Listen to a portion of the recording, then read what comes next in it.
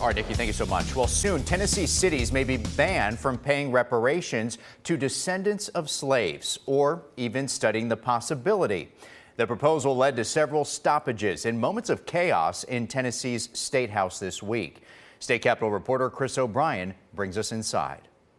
The Tennessee General Assembly is nearing passage of a bill preventing the payment or even just the study of reparations to descendants of slaves. Don't get mad when they call you racist. It's been up several weeks in a row and has drawn protesters each time. It's a horrible bill, but there's a lot of emotions involved, and I think people started to really hear what this bill is about. The bill defines reparations as money or benefits provided to an individual who is the descendant of persons who were enslaved as compensation for the enslavement of the individual's ancestors. Democrats filed several amendments to try and alter the bill, including kicking the question to local governments. But Republicans beat those back with minimal debate. Thank you, Mr. Chair. I ask my fellow members of this body to vote against it. Previous question on the amendment.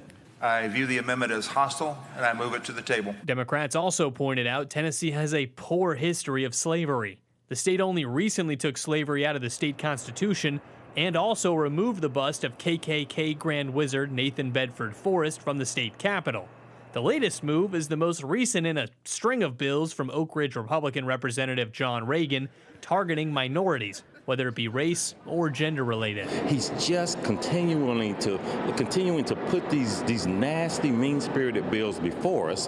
And so now I think people are hearing it. I think people are saying, you know, we don't have to do this. But Republicans have pushed forward anyway, arguing the bill is not racist. I don't think the bill's racist at all. I mean, I think people have intent on both sides, but I don't think their intent is racist. In fact, Reagan argued during session last week that he couldn't be racist. In a response to a question from Nashville Democratic Representative Justin Jones on a separate bill, Members of my wedding party were of your race. They were my groomsmen.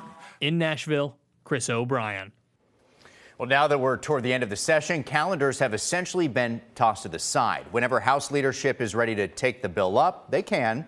The Senate actually passed this bill more than a year ago. Now, you may not have heard about it because it passed the same day the House held expulsion hearings for 3 of its members last year.